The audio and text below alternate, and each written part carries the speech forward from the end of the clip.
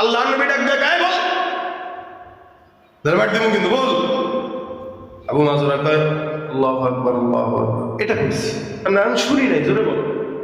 এই কয় কি রে, বিপদ এই না বললাম, এদিক দিয়ে বাবার ঘর আছে, ওদিক দিয়ে চাচার ঘর, কেউ যদি শুনে আমি আল্লাহু আকবার কইছি তাহলে আমারও ফাটাই দেবে ভয়।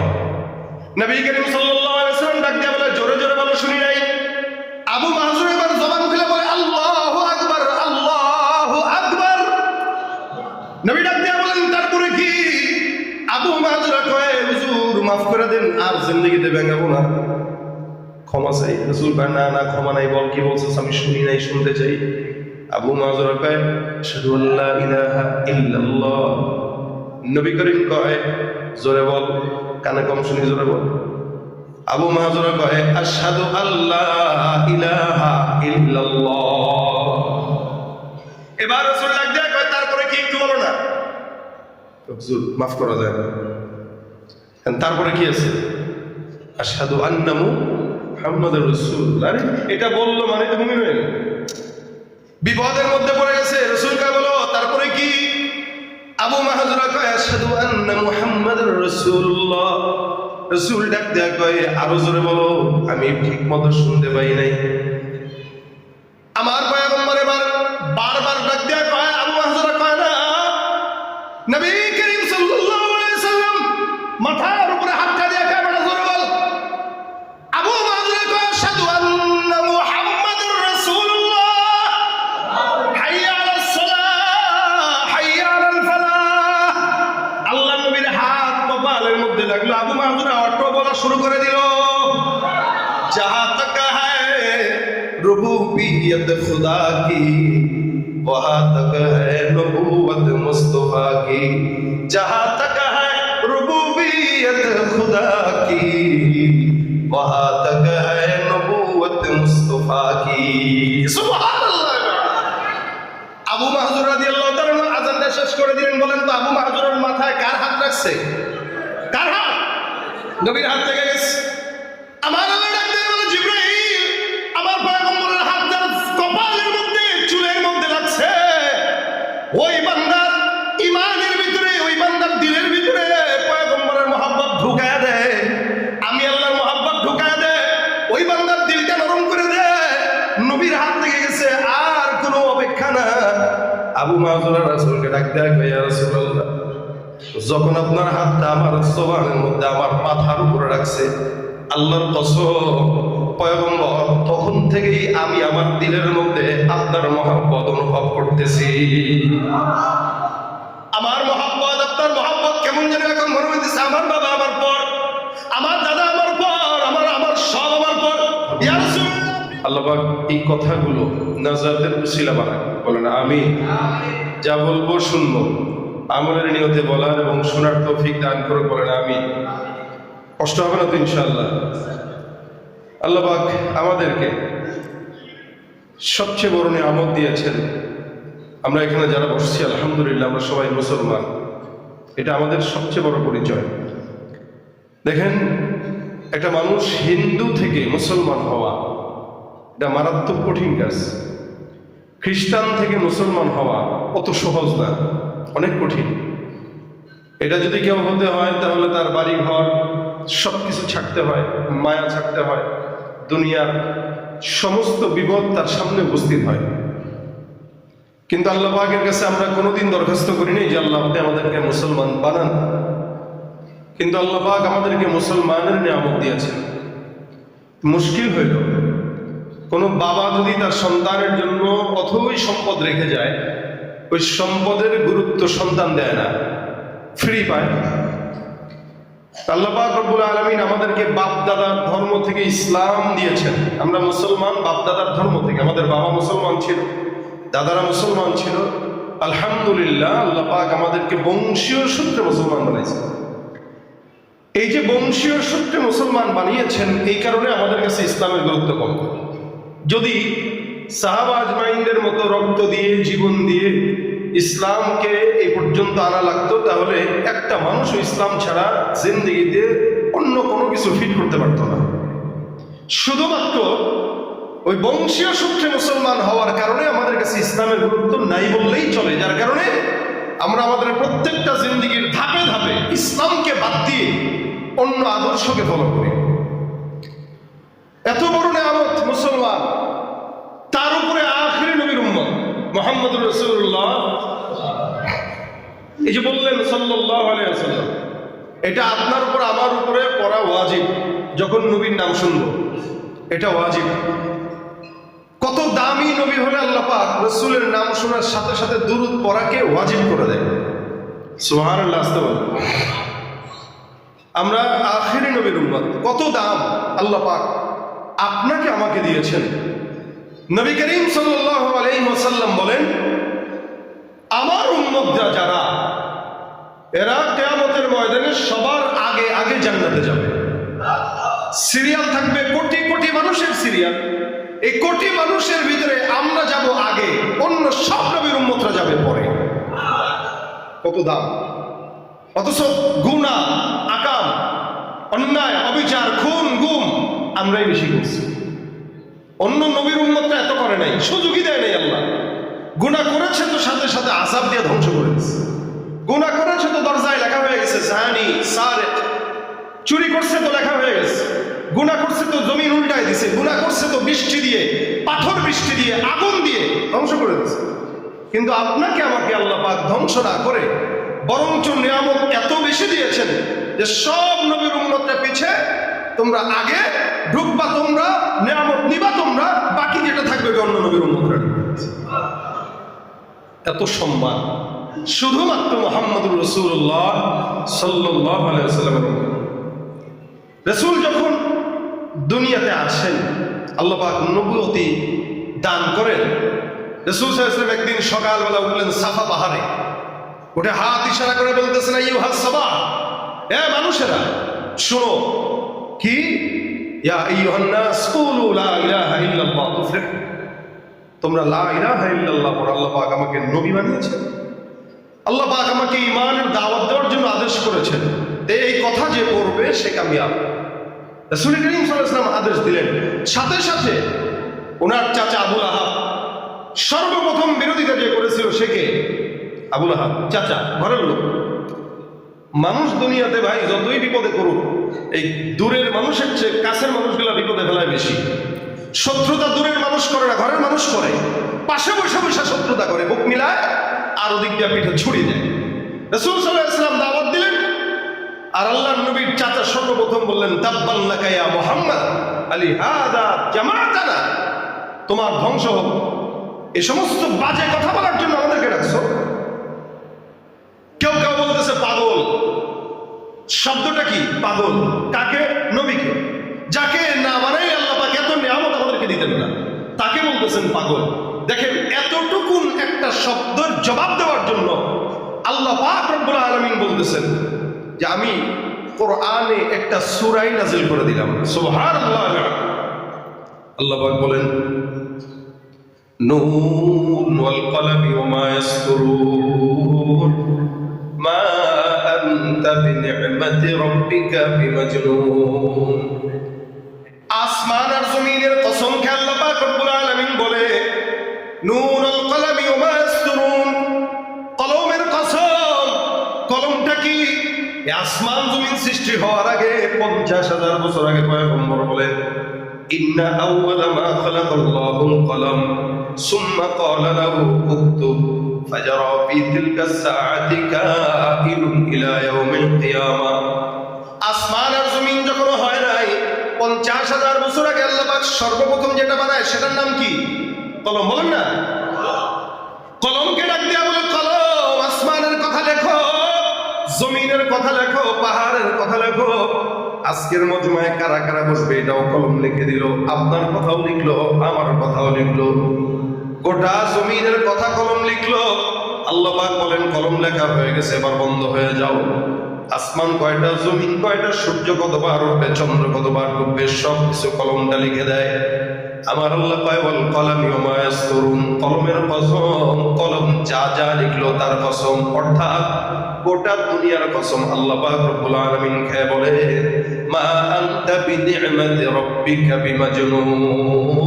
আপনাকে যারা পাগল বলে আপনার রবের দয়ায় আপনি পাগল না, যারা বলে তারা পাগল তাদের বাপদাদার 14 গোষ্ঠী পাগল।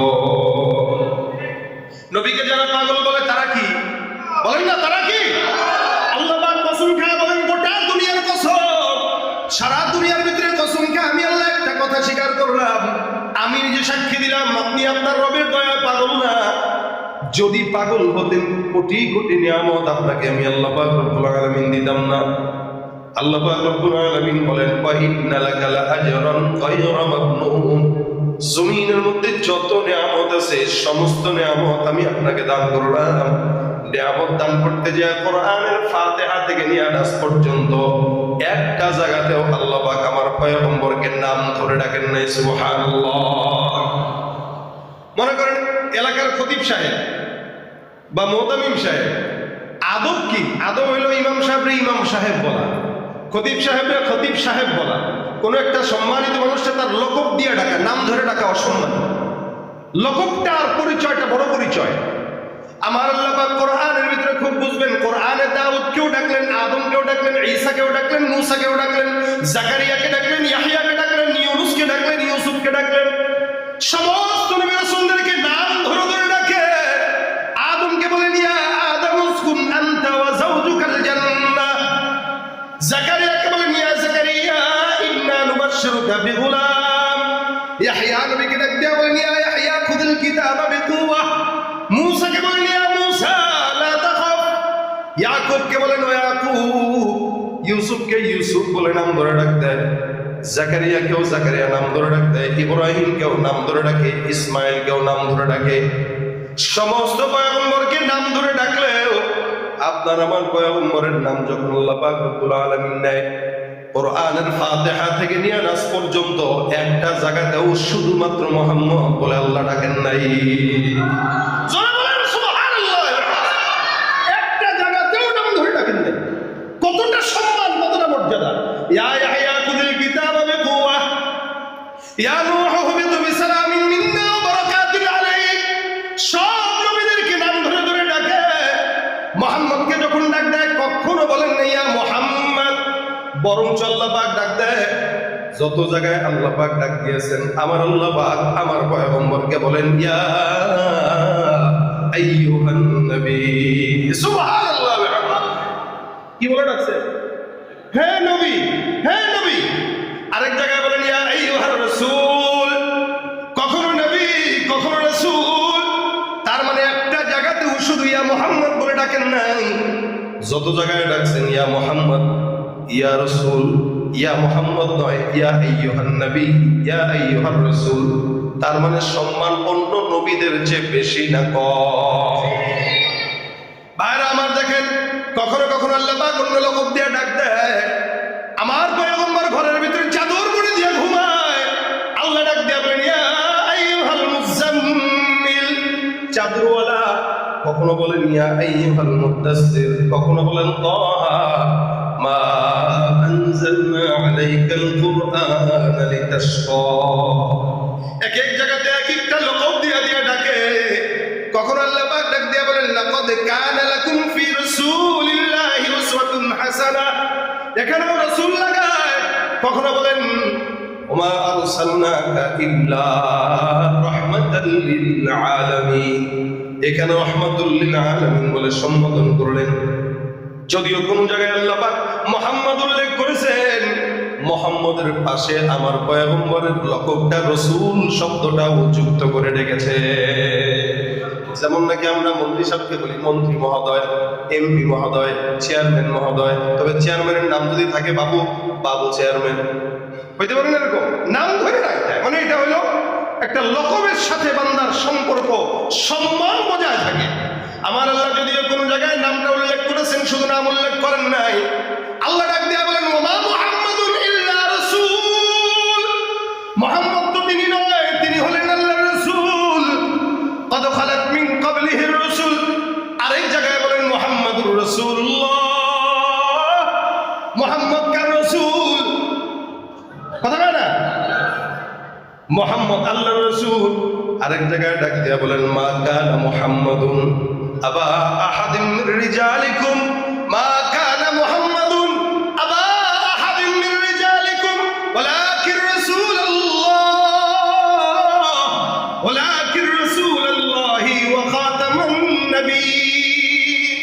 এখানে আল্লাহ পাক পয়গম্বরের দুইটা পরিচয় তুলে ধরে বলতেছেন, মুহাম্মদ তোমাদের কোন পুরুষের পিতা নয়। মুহাম্মদের 1 নাম্বার পরিচয় তিনি হলেন আল্লাহর রাসূল। 2 নাম্বার পরিচয় তিনি হলেন আখিরি নবী। এই নবীর পরে আর জমিনে কোন নবী আসবে? আমার বাংলাদেশে এখনো পর্যন্ত গোলাম আহমদ কাদিয়ানীর আমার নবীকে শেষ নবী মানে না, আছে না নাই? যারা নবীর খাতমে নবুয়ত মানে না তারা মুসলমান না কাফের? যারা বলেন কে? কাদিয়ানীরা কি? কাদিয়ানীরা কি? ইসরায়েলি পণ্য যেভাবে বয়কট করেছেন, কাদিয়ানীদের পণ্য বয়কট করা ঈমানের দাবি, ঠিক কিনা? কিভাবে শেষ নবীজির উম্মত বলে দাবি করে যদি ওই নবীর চেয়ার কাদিয়ানীরা দখল করে? কি হবে শেষ নবীজির উম্মত বলে দাবি করে যদি ওই নবীর চেয়ার কাদিয়ানীরা দখল করে? নবীজির জন্য যদি রক্তের বহে নদী, তবুও উঠবো না এই দাবি থেকে। কি হবে বেঁচে থেকে অযথা বিদ্যা শিখে যদি না করতে পারি শোষণবিহীন সমাজটাকে? ঠিক কিনা? নবীর পরে কোন নবী আসবে? সম্ভাবনা আছে? যদি আসতো আল্লাহর নবী ডাক দেয়া কইলো কানা বাদি নবিয়্যুন লাকানা ওমর ইবনুল খাত্তাব। আমার পরে কোন নবী যদি আল্লাহ পাঠাইতো, আমার পরের নবীটাই হইতো আমার সাহাবী ওমর। ওমর জমিন থেকে বিদায় হয়ে গেছে, তার মানে আর কোন নবী আসার সম্ভাবনা নাই। সম্মান দিতে যে আল্লাহ পাক আমার নবীকে এক জায়গায় মুহাম্মদ বলেন নাই, মুহাম্মদ বললে রাসূল লাগাইছেন। শুধু তাই নয়, আপনার মতো আমার মতো উম্মতদেরকে আল্লাহ পাক জানায়, ইয়া আইয়ুহাল্লাযীনা আমানু লা তাজআলু দুআর রাসূল বাইনাকুম কাদুআই বা'দিকুম বা'দা। খবরদার, আমার পয়গম্বরকে তোমরা যখন ডাকবা, মুহাম্মদ বলে ডাকবা না, ভাই বলে ডাকবা না, বাবা বলে ডাকবা না। কেমনে ডাকবা? ইয়া রাসূলুল্লাহ বলে ডাকবা। একে অপরকে যেমনে সম্বোধন করো, খবরদার মুহাম্মদ কেমনে ডাকবা না। ডাকার প্রয়োজন হয় ইয়া রাসূলুল্লাহ, ইয়া হাবিবাল্লাহ। ডাকবেন কেমনে ওইটা আল্লাহ পাক শিখাইছে। শুধু তাই না, রাসূলের সামনে বসা মজলিসের ভিতরে কেমনে কথা বলবা আদব শিখে নাও। লা তারফাউ আসওয়াতাকুম ফাওকা সাউতিন নবী। এই নবীর জবানের উপরে কোনো কথা চলবে না। নবীর সামনে বসে আছো, জবানটা নিচু করে কথা বলবা আদবের সাথে। খবরদার তোমার গলার আওয়াজটা রাসূলের গলার বরাবর যেন না হয়, উঁচু তো দূরের কথা। যদি হয় উম্মত নয়, রাসূলের সঙ্গে বেয়াদবি। এত মর্যাদা অন্য কোন নবীর উম্মতকে আল্লাহ পাক দেয় নাই যেটা আপনার আমার নবীকে দিয়েছেন। ওই নবীর উম্মত হওয়ার পর নিজেকে চিনলাম না, ওই নবীর উম্মত হওয়ার পর নিজের পরিচয় জানলাম না। যদি জানতাম ইহুদি নাসারার মতো চুলের ডিজাইন করতে পারতাম না। অধিকাংশ যুবকদের দিকে তাকায় দেখবেন চুলের দিক দিয়ে ছোট উপর দিয়ে চোখা এই কোয়ালিটির রাখে, দেখলে মনে হয় চিড়িয়াখানার দরজা খোলা ছিল, কোনো মতে বলে আসছে। প্যান্ট পরে একটা সামনে ছিঁড়া, পিছনে ছিঁড়া, পাছায় ছিঁড়া, সব জায়গায় ছিঁড়া। আজীব হবে। যদি জিজ্ঞাসা করে এই কার সাথে জান্নাত চাও, নবীর সাথে। নবীর সাথে জান্নাত চাইলে আর্জেন্টিনার খেলোয়াড়ের মতো জামা কেন পরো? নবীর সাথে জান্নাত চাইলে আর্জেন্টিনার খেলোয়াড়ের মতো চুলের ডিজাইন কেন? লজ্জা লাগার কথা। নবী করিম সাল্লাল্লাহু আলাইহি ওয়াসাল্লাম এক সাহাবী পয়গম্বরের কাছে আসলো, নবীকে ডাক দেয়া কয়, রাসূল আবু বকরের মতো আমার আমল নাই। কার মতো? আবু বকরের। আবু বকরের মতো আমল নাই, ওমরের মতো আমল নাই। নবী কয় কি আছে? দেখেন জবাবটা কি দেয়। আচ্ছা বলেন, আমরা 60-70 বছরে কতটুকু আর আমল করবো?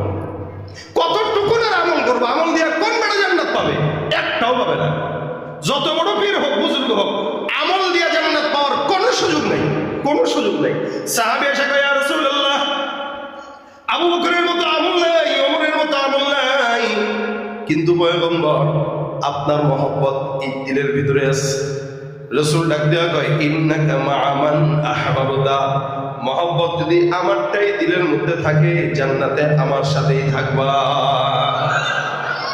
কত সুন্দর সুসংবাদ না?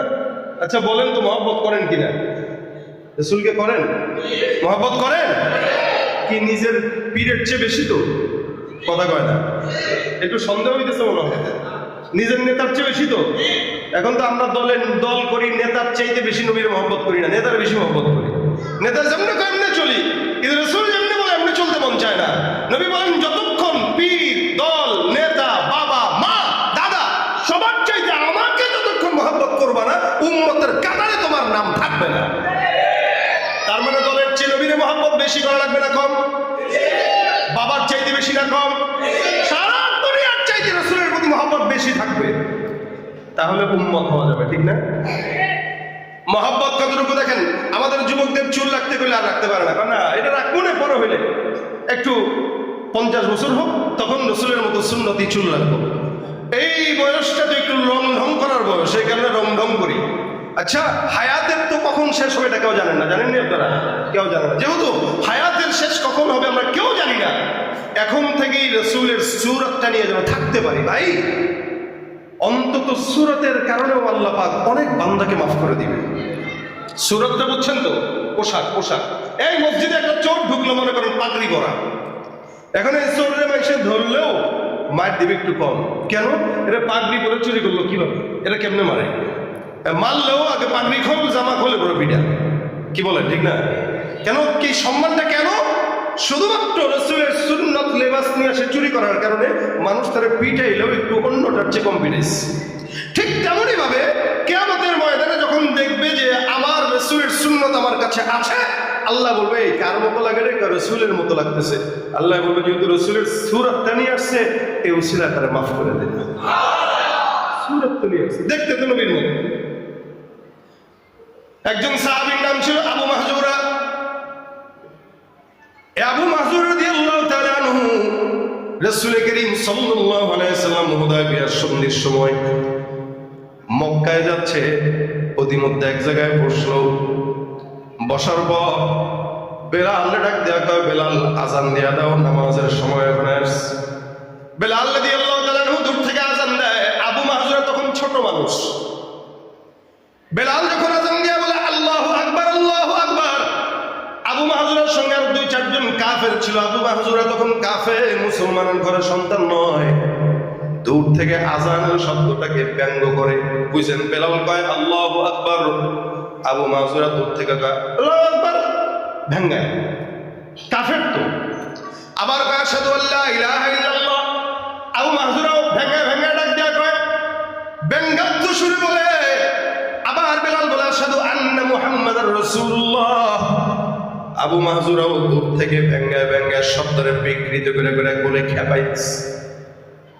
রাসূল সাল্লাল্লাহু আলাইহি ওয়াসাল্লাম আজান শেষ হওয়ার পর ডাক দেয়া বলে, যাও সবগুলো ধরে নিয়ে আসো। এরকম বাচ্চা বেলাল দৌড় দিছে, একটা ধরে ধর করে দৌড় দিছে। পোলাপান সব এলোমেলো হয়ে গেছে। আবু মাহজুরের কপাল ভালো, ধরা খেয়ে গেছে। কপাল ভালো, আর কয় না কপাল কি ভালো না হইলে সাহাবীর হাতে ধরা খায়। সাহাবীর হাতে ধরা খাইছে, তার মানে আজকে একটা কিছু হবে। সবগুলা পড়ে গেছে, আবু মাহজুরা ধরা খাইল। পয়গম্বরের সামনে হাজির। নবী করিম সাল্লাল্লাহু আলাইহি ওয়াসাল্লাম ডাক দেয়া, আবু মাহজুরা নাম কি তোমার? নাম বললো। ডাক দেয়া কয়, কি বলতেছিলে এতক্ষণ বলো। আবু মাহজুরা কয়, কিছু বলি নাই, এমনি ভেঙ্গাইছি। না না, বলো কি বলছো, বলতে হবে। বিপদে বললো না, এতক্ষণ তো আজান দিছে। আজানের শব্দ তো সে ইচ্ছা কিন্তু তারা ব্যঙ্গ করতেছে। ইচ্ছা করে তো সে আশহাদু আন্না মুহাম্মাদার রাসূলুল্লাহ বলবে না, এটা তো কাফের। আল্লাহর নবী ডাক দেয়া, গায়ে বল, দরবার দিমু কিন্তু বল। আবু মাহজুরা কয় আল্লাহু আকবার, আল্লাহু আকবার, এটা কইছি। আমি শুনি নাই, জোরে বল। এই কয় কি রে, বিপদেই না বললাম। এদিক দিয়ে বাবার ঘর আছে, ওদিক দিয়ে চাচার ঘর, কেউ যদি শুনে আমি আল্লাহু আকবার কইছি তাহলে আমারও ফাটাই দেবে ভয়। নবী করিম সাল্লাল্লাহু আলাইহি ওয়াসাল্লাম ডাক দিয়ে বলে, জোরে জোরে বলো, শুনি নাই। আবু মাহজুর এবার জবান খুলে বলে আল্লাহু আকবার, আল্লাহু আকবার। নবী ডাক দিয়ে বলেন, তারপরে কি? আবু মাহজুর কয়, হুজুর মাফ করে দেন, আর জিন্দেগিতে ভেঙাবো না, ক্ষমা চাই। রাসূল কয়, না না, ক্ষমা নাই, বল কি বলছিস, আমি শুনি নাই, শুনতে চাই। আবু মাহজুর কয় আশহাদু আল্লা ইলাহা ইল্লাল্লাহ। নবী করিম কয়, জোরে বল, কানে কম শুনি, জোরে বল। আবু মাহজুর কয় আশহাদু আল্লা ইলাহা ইল্লাল্লাহ। এবার রাসূল ডাক দেয়া কয়, তারপরে কি একটু বলো না। হুজুর মাফ করা যায় না, তারপরে কি আছে? আশহাদু আন্না মুহাম্মাদুর রাসূল। আরে এটা বললো মানে তো মুমিন হয়ে গেল। বিপদের মধ্যে পড়ে গেছে, রাসূলকে বলো, তারপরে কি? আবু মাহজুরা কয় আশহাদু আন্না মুহাম্মাদুর রাসূলুল্লাহ। রাসূল ডাক দেয়া কয় আরো জোরে বলো, আমি ঠিক মতো শুনতে পাই নাই। আমার পয়গম্বর এবার বারবার ডাক দেয়া কয়, আবু মাহজুরা কয় না, নবী করিম সাল্লাল্লাহু আলাইহি সাল্লাম মাথার উপরে হাতটা দিয়ে কয় বড় জোরে বল। আবু মাহজুরা কয় আশহাদু আন্না মুহাম্মাদুর রাসূলুল্লাহ, হাইয়া আলাস সালাহ, হাইয়া আলাল ফালাহ। আল্লাহ নবীর হাত কপালের মধ্যে লাগলো, আবু মাহজুরা অটো বলা শুরু করে দিল, जहां तक है रुबूबियत खुदा की वहां तक है नबूवत मुस्तफा की, जहां तक है रुबूबियत खुदा की वहां तक है नबूवत मुस्तफा की। सुबहानाल्लाह। আবু মাহজুর রাদিয়াল্লাহু তাআলা আযানটা শেষ করে দিলেন। বলেন তো আবু মাহজুরের মাথায় কার হাত রাখছে? কার হাত? নবীর হাত লেগে গেছে।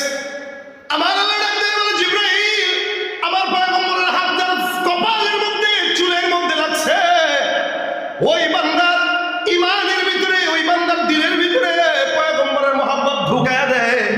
আমি আল্লাহর মহব্বত ঢুকায় দে, ওই বান্দার দিলটা নরম করে দে। নবীর হাত লেগে গেছে, আর কোনো অপেক্ষা না। আবু মাহজুরা রাসূলকে ডাক দেয়া কয়, ইয়া রাসূলুল্লাহ, যখন আপনার হাতটা আমার জবানের মধ্যে আমার মাথার উপরে রাখছে, আল্লাহর কসম পয়গম্বর, তখন থেকেই আমি আমার দিলের মধ্যে আপনার মহব্বত অনুভব করতেছি। আমার মহব্বত, আপনার মহব্বত কেমন যেন এখন মনে হইতেছে আমার বাবা আমার পর, আমার দাদা আমার পর, আমার সব আমার পর। ইয়া রাসূলুল্লাহ, আপনি আমার বাসায় পাঠায়েন না।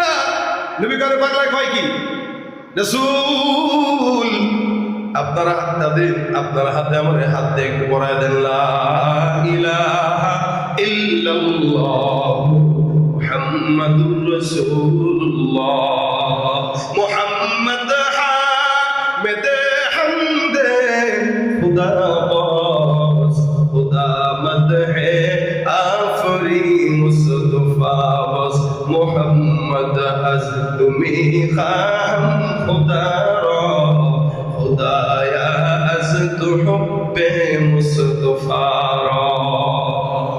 আমার নবী সাল্লাল্লাহু আলাইহি ওয়াসাল্লাম ডাক দিয়ে কয়, মুসলমান হইছো বলে? হ্যাঁ। আচ্ছা একটা কাজ করো, আমরা তো মক্কায় ঢুকতে পারলাম না, সন্ধি হয়ে গেল। মক্কায় আসছিলাম উমরা করার জন্য, কিন্তু কাফের বেঈমান দিল না। একটা কাজ করো, মক্কায় যেহেতু ঢুকতে পারবো না, তোমাকে আমি রাসূল মক্কার মুয়াজ্জিন হিসেবে ঘোষণা করে দিয়ে গেলাম। সুবহানাল্লাহ বিহামদি। আরে কাফেররা তো মক্কায় ঢুকতে দেব না, আল্লাহ কয় তোরা মক্কায় ঢুকতে দিবি না, কিন্তু মক্কায় তো মুয়াজ্জিন ঢুকাই দিলাম। যেখানে মুয়াজ্জিন ঢুকে সেখানে আযান হয় কিনা? যেখানে মুয়াজ্জিন ঢুকে সেখানে নামাজ হয় কিনা? এরা কয় আল্লাহর নবীকে মক্কায় ঢুকতে দিব না, আল্লাহ কয় মুয়াজ্জিন ঢুকাই দিলাম। ইসলামের আযান এখন গোটা দুনিয়া ছড়ায়। আবু মাহজুরা ঢুকে আবার মক্কায় প্রকাশ্যে আযান দেয়, আল্লাহু আকবার, আল্লাহু আকবার, কিন্তু আযান এই মুয়াজ্জিনের মতো দেয় না, আপনাদের মতো আমাদের মতো দেয় না। আযানটা কেমনে দেয়? আযানের সিস্টেম হলো, আবু মাহজুরা প্রথমবার বলে আল্লাহু আকবার, আল্লাহু আকবার, দ্বিতীয়বার বলে আল্লাহু আকবার, আল্লাহু আকবার।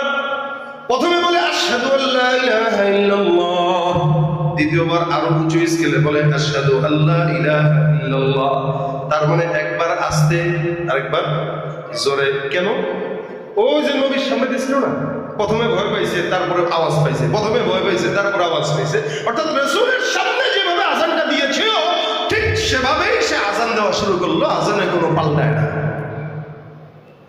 একই রকম আযান দেয়। একদিন, দুই দিন, তিন দিন। মক্কা বিজয়ের সময় আমার পয়গম্বর যখন মক্কার জমিন থেকে, মদিনার জমিন থেকে ফাতহে মক্কার সময় আসে, সাহাবা আজমাইন তাকায় দেখে মক্কার আযানটা একটু কেমন কেমন লাগে। একবার আস্তে আরেকবার জোরে, একবার আস্তে আরেকবার জোরে, একবার আস্তে আরেকবার জোরে। সাহাবারা যায় সরাসরি মুয়াজ্জিনের গায়ে হাত দেয়া কয়, কি ব্যাপার, তুমি মুয়াজ্জিন? বলে হ্যাঁ। মুয়াজ্জিন হইলে তোমার আযানের এই কোয়ালিটি কেন? একবার আস্তে আরেকবার জোরে, একবার আস্তে আরেকবার জোরে। আবু মাহজুরা কয়, কেন, সমস্যা কি? কয় এই আযান তো কোনোদিন আমরা দেখি নাই। দুনোবারই একরকম করবা, তুমি একবার আস্তে একবার জোরে। কারণ কি? আবু মাহজুরা কয় কেন পছন্দ হয় না? বলে না সুন্নাত মোতাবেক দাও। আবু মাহজুরা কয় পছন্দ না হইলে আমার মুয়াজ্জিনের খাতার থেকে নাম্বার দিয়ে দাও। কিন্তু আমি যেই আজানের মাধ্যমে ইসলাম পেয়েছি ওই আজান ছাড়া অন্য কোনো আজান দিতে পারবো না। আমার পয়গম্বর যখন আমাকে ডাক দেয়, সাহাবারা কিছু কিছু সাক্ষী, আমি একবার আসতে বলেছি কাফেরের ভয়ে, আরেকবার জোরে বলেছি আমার নবীর ভয়ে, একবার আসতে বলেছি কাফেরের ভয়ে, আরেকবার জোরে বলেছি মুহাম্মাদের ভয়ে। কিন্তু মুহাম্মদুর রাসূলুল্লাহ সাল্লাল্লাহু আলাইহি ওয়াসাল্লামের হাত যখন আমার মাথার মধ্যে পড়লো, আল্লাহর কসম আমার দিল থেকে এক বিন্দু পরিমাণ ভয় থাকলো না। নবীর জন্য সব ভয় আল্লাহ আমার জন্য দূর করে দিল। এখন আল্লাহর নবীর মহব্বত আমার দিলের মধ্যে আল্লাহ ঢুকায় দিয়েছে। এই জন্য আমি ওই কোয়ালিটির আজান দেই। আরেকজন এসে বলতেছে ভালো কথা, আজান এনে দেওয়া বুঝতাম, কিন্তু চুলের এই দশা কেন? এখান থেকে নিয়ে একদম পিঠ পর্যন্ত চুল বড় হয়ে গেছে, তার মানে তুমি চুল কাটো না। যুবকেরা মনে রাখবা, চুল নাকি ইহুদি নাসারার মতো। দেখেন সাহাবীর চুলের হালত, বিশাল বড় বড় চুল।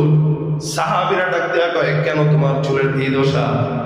আবু মাহজুর রাদিয়াল্লাহু তাআলা ডাক দেয়া কয় সাহাবায়ে বাইরের দল, আল্লাহর কসম করে বলি আমার দিলের মধ্যে আমার ভাইয়ের ভয়, মায়ের ভয়, বাবার ভয় সব ত্যাগ করার পর নবী করিম সাল্লাল্লাহু আলাইহি ওয়াসাল্লামের হাত যখন আমার মাথার মধ্যে পড়ছে, আল্লাহর কসম যেদিন রাসূলের হাত মোবারক আমার চুলের মধ্যে পড়ছে, আমি আবু মাহজুরা সেদিন থেকে আজ পর্যন্ত রাসূলের বরকত যেন নষ্ট না হয় আমার চুলের মধ্যে কোনোদিন হাত দেই না। আমার পয়গম্বর সেদিন থেকে নিয়ে আজ পর্যন্ত আমি আমার মাথার চুল কাটি নাই। আমি আমার মাওলার দরবারে বলবো মালিক, কিয়ামতের ময়দানে আমার কোনো আমল নাই যে আমল দিয়ে আল্লাহর দরবারে জান্নাত পাবো। তবে আমি আমার মাওলার কাছে বলতে পারবো আল্লাহ আমি আমার চুল নিয়ে আসছি, যে চুলের মধ্যে আমার হাবিবি কিবরিয়ার হাতের স্পর্শ আছে, ওই চুল আমার মাথায় আছে। এই চুলটা এখনো পর্যন্ত কাটি নাই, কারণ আমার চুলের প্রত্যেকটা পরতে পরতে আমার ভালোবাসার মানুষের হাতের স্পর্শ আছে।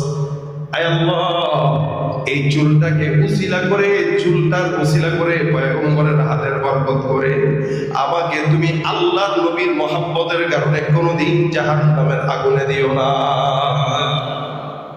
রাসূলের হাতের বরকতের কারণে আমি আমার চুল কাটি নাই। এই চুলের ভিতরে আমি দেখি আর আমার নাকের সামনে নিয়ে ঘ্রাণ শুকি। এটা ছিল সাহাবায়ে কেরামের মুহাব্বত। আল্লাহর নবী সাল্লাল্লাহু আলাইহি ওয়াসাল্লাম একদিন যখন ওই যে আপনারা জানেন রাসূল সাল্লাল্লাহু আলাইহি ওয়াসাল্লাম মাথার মধ্যে লোহার টুকরা ঢুকে গেছে, নবী সাহাবীদেরকে ডাকতে, এক সাহাবীর কাছে ডাকতে, সাহাবী নাও মাথায় রক্ত ঢুকছে, কি করব? হযরত তালহা রাদিয়াল্লাহু তাআলা গেলেন, পয়গম্বরের লোহার টুকরাটা মাথার থেকে দাঁত দিয়ে বের করলো, আর এখান দিয়ে রক্ত করায় করায় পড়তেছে। সাহাবী কোনো কথা নাই, নবী করিম সাল্লাল্লাহু আলাইহি ওয়াসাল্লামের মাথা মুবারকের মধ্যে নিজের মুখ ঠোঁটটা লাগায় দিয়া চুষতে চুষতে আল্লাহর নবীর মাথা মুবারকের রক্ত সব দাঁত দিলের ভিতরে তার পেটের মধ্যে ভরে ফেলছে। নবীর রক্ত চুষে চুষে খায়। রাসূল ডাক দিয়ে বলেন কি করে? হুজুর বরকত নিতেছি, বরকত।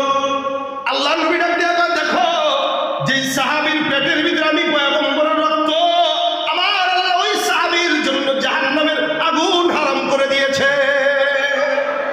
এটা ছিল সাহাবায়ে কেরামের মহব্বত। রাসূলের সঙ্গে আমাদের মহব্বত কতটুকু হইতে পারছে বলেন? এত মহব্বতের কারণে আল্লাহ পাক রব্বুল আলামিন বলেন ওয়া ইন্না লাকা লাআজরান গায়রা মামনুন, নিরবিচ্ছিন্ন নিয়ামত আমি আল্লাহ পাক আপনাকে দান করলাম।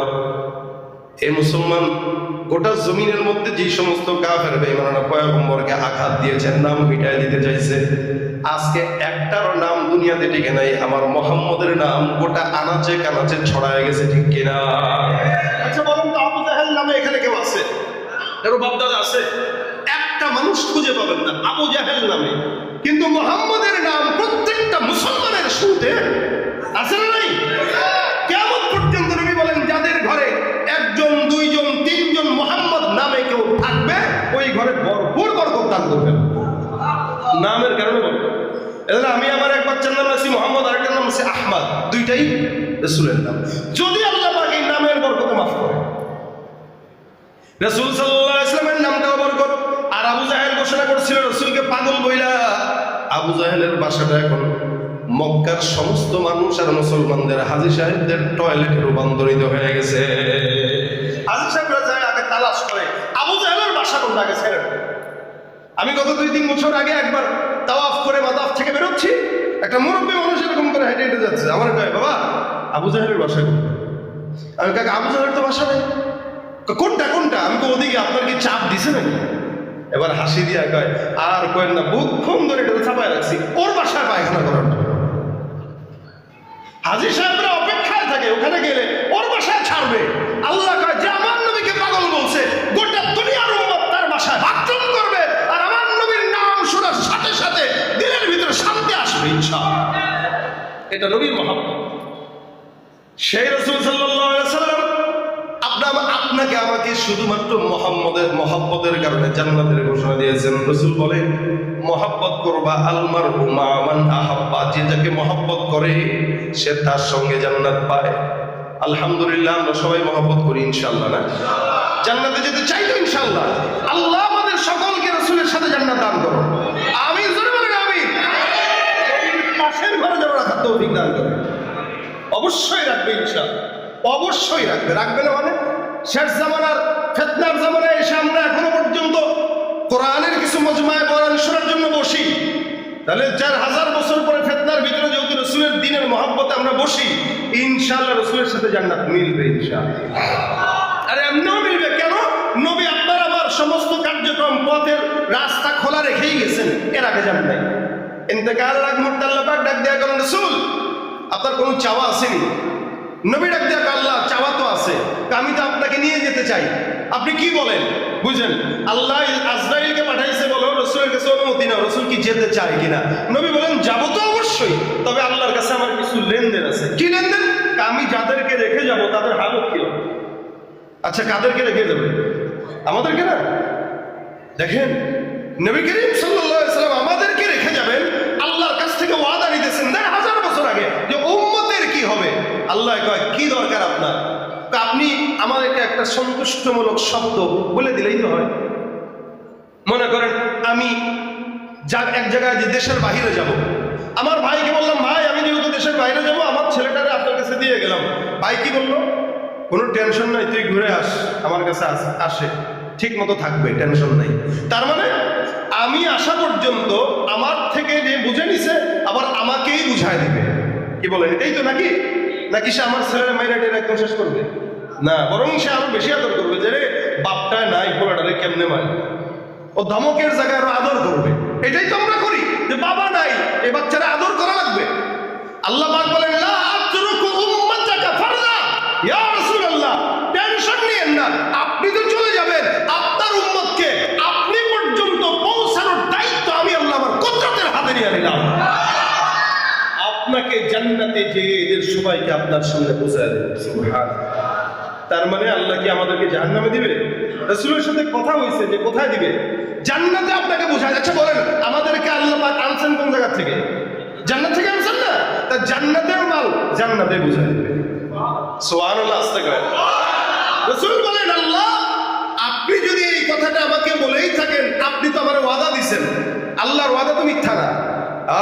আল্লাহ নবী সাল্লাল্লাহু আলাইহি ওয়াসাল্লাম তারপরে বলতেছেন, আল্লাহুম্মা রাফিকাল আলা, যেহেতু আমি আমার উম্মতের ব্যাপারে আমি আপনার থেকে কমিটমেন্ট নিয়ে নিছি, আমার আর কোনো টেনশন নাই, আমি নিশ্চিন্তে আপনার কাছে চলে যাচ্ছি।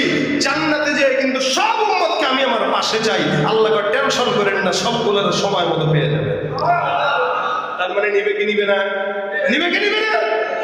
আরে ভাই শুধু মহব্বত রাখেন। মহব্বতের ছোট্ট একটা আমল আপনাদেরকে বলবো, ওয়াজ তো করার টাইম নেই, খালি একটা কথা বলে যে এই কথাটা শেষ পর্যন্ত মাথায় রাখবেন।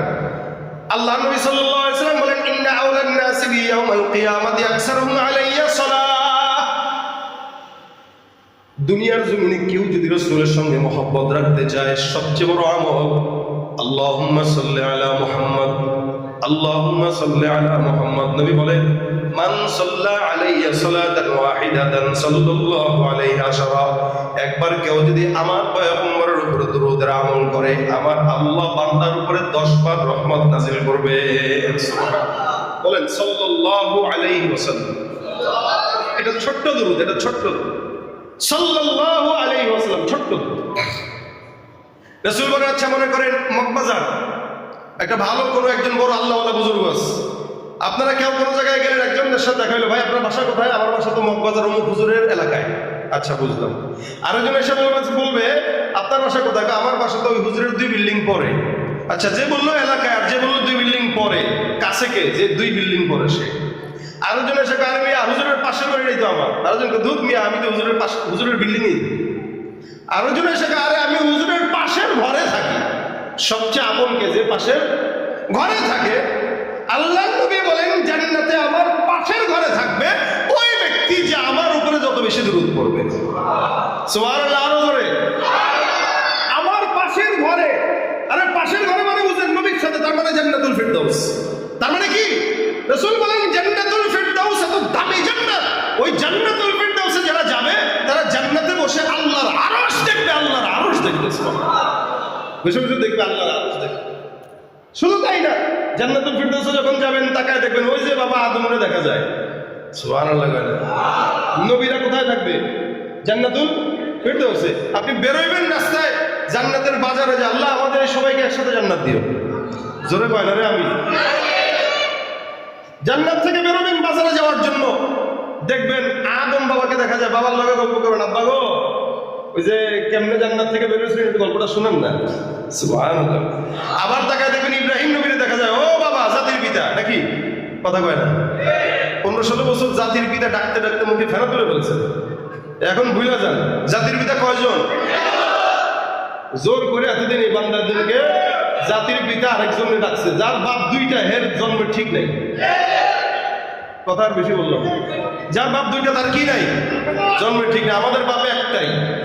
আর জাতির পিতা হিসেবে ইব্রাহিম নবী, আদি পিতা হিসেবে আদম নবী।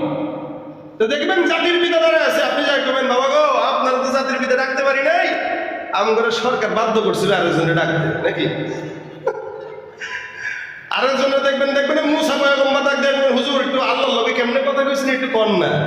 আবার একদিকে তাকায় দেখবেন আরে আবু বকর সিদ্দিককে দেখা যায়, আবার দেখবেন কি ওমরকে দেখা যায়। তার মানে জান্নাতুল ফিরদাউসে ঢোকা মানে সব নবী, সব সাহাবী, সব ওলি, সব বুজুর্গ, সব মানুষদেরকে জান্নাতে আপনারা পেয়ে যাবেন ইনশাআল্লাহ, একসাথে বসবাস করবে।